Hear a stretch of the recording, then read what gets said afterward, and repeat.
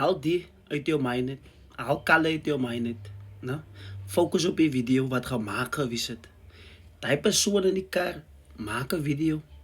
Hoe wit mense kal het kinders slat. Hulle vra vir hy persoon in hy video in, wat die video maak. Weet sy wat maak die kinders in die community? Weet sy wat hulle doen? Bear in mind, al die kalle weg. Weet sy wat hulle doen daar? So obviously het hulle iets gedoen daar.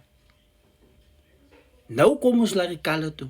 Nou, as 'n wit persoon, 'n swart persoon of 'n colored persoon slat, dan gaat hulle apartheid blame.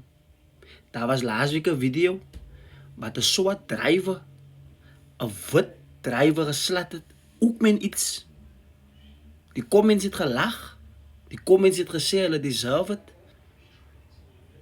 So voor sy nou kalle en racism en die laities is innocent, voor sy dit hy gaan doen, né? Ek praat nou nie van wie's innocent en wie's reg en verkeerd nie. Ek praat van hoe ons situations kyk, van hoe poverty en apartheid vir ons geleer, hoe ons minds moet werk. Ek gaan jou een voorbeeld maak based op hoe jy 'n ding sien. In Menenberg het die laities bakstene gegooi en kinders seer gemaak. Na? Toe die mense in die comments en sê, die laities moet 'n les geleer word, kos hulle is gruwelik, hulle wil nie luister nie, hulle maak innocent mense seer, hulle roep die mense. Toe die community sê, hulle het die laities moer, toe sê almal, ja, hulle deserve it. But as hy sê hulle laities vat, met dieselfde mentality, en sy stuur vir hulle na 'n wit area toe. Nou die moment wanneer hulle hy sê hulle kak aanvang, wat hulle in hulle eie communities doen, nou is dit 'n issue, omdat die wit man ook net so gatvol is van ons mense wat disruptive is in hulle areas. So die storie is nie van wie's reg en verkeerd nie. Die storie is van hoe ons 'n situation sien en hoe ons luister. Dink sy die media, soos ek verstaan die wat mense opgesluit, dink sy die media gaat vir ons sê wat het hy laities gedoen in hy plekke.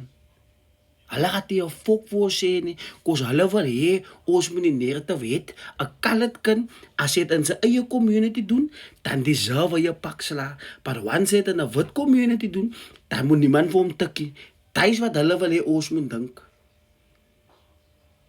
So ons vind eers uit, wat het hy kinders gedoen? Kos ek kan vir jou promise, né? As jy moet Menenberg toe gaan en jy vang 'n groep laities wat bakstene gooi en mense seer maak en jy doen dieselfde ding en slat vir hulle, ek promise vir jou, die hele Suid-Afrika gaat sê, hulle deserve it, want hulle wil nie luister nie. Maar as dit 'n wit man is wat jou kind tik, hy deserve dit nie. So hoe kyk ons nou die situation? As dit based op kalle of based op die event wat plaasgevind het? Kos hy ou sê clearly in hy video, weet sy wat die kinders in die areas maak. Maar ons sal nooit weet die media gaat nie vir ons hy wys nie. Maar op die einde van die dag, mis slaap buite nie.